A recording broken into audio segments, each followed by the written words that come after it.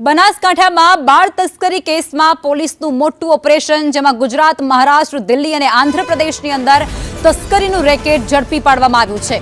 3 સ્થાનિકની ધરપકડ કર્યા બાદ અન્ય રાજ્યમાંથી 3 લોકોને પકડી પાડવામાં આવ્યા છે। અત્યાર સુધીમાં 8 જેટલા બાળકોને વેચ્યા હોય તેવો મોટો ઘટસ્ફોટ પણ થયો છે। પોલીસે તેલંગાણાના મોરગન સહિત 2 ને દબોચી લીધા છે।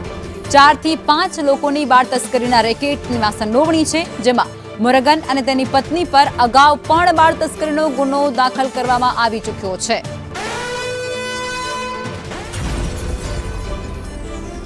તો મોટા સમાચાર કહી શકાય છે। બનાસકાંઠામાં પોલીસ દ્વારા બાળ તસ્કરીનું આખું રેકેટ છે તેને ઝડપી પાડવામાં આવ્યું છે અને તેમાં મોટી સફળતા તેમના દ્વારા હાંસલ કરી લેવામાં આવી છે।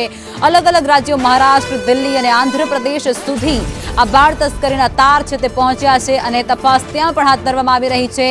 3 સ્થાનિકની ધરપકડ કર્યા બાદ અન્ય રાજ્યોની અંદર પણ તપાસ તેજ કરવામાં આવી છે।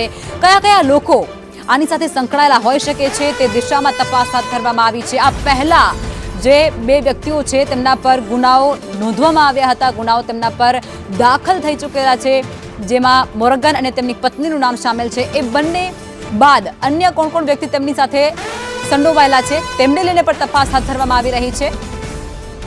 અને આ જ મુદ્દે સંવાદદાતા ધવલ અમારી સાથે જોડાઈ ચૂક્યા છે।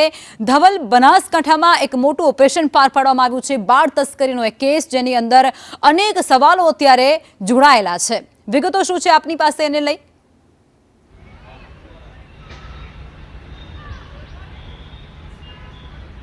લખમાં ચોક્કસથી બનાસકાંઠા જિલ્લામાં 6 એપ્રિલની એ ઘટના કે પાલનપુર અંબાજી હાઈવે નજીક આવેલા ધનપુરા પાટિયા પાસેથી એક બાળકનું અપહરણ થાય છે। જો કે ઘટનાની જાણ વડગામ પોલીસને થાય છે અને વડગામ પોલીસ આ બાળકને શોધવા માટે ચક્રો ગતિમાન કરે છે। ઘટનાની જાણ બનાસકાંઠા એલસીબી, એસઓજી સહિતની ટીમોને પણ કરવામાં આવે છે અને બનાસકાંઠા પોલીસની ટીમ દ્વારા ઓપરેશન દેવ શરૂ કરવામાં આવે છે અને આ બાળકની શોધખોળ કરવામાં આવે છે। તો આ બાળક છે તે ગણતરીના કલાકોમાં જ દાંતા નજીકથી મળી આવે છે। જો કે આ બાળક સાથે તેનો જેને અપહરણ કર્યું હતું તે વ્યક્તિ પણ મળી આવે છે।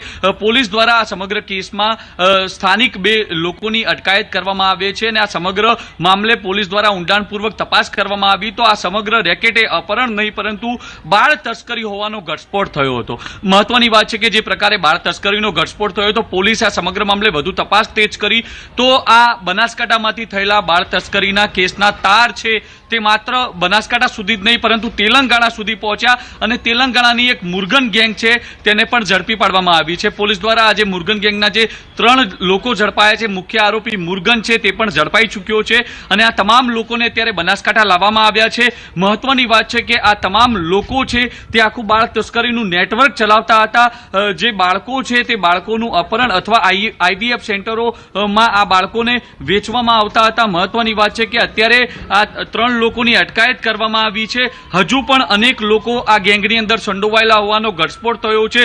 પોલીસ છે તે અન્ય લોકોની પણ તપાસ કરી રહી છે।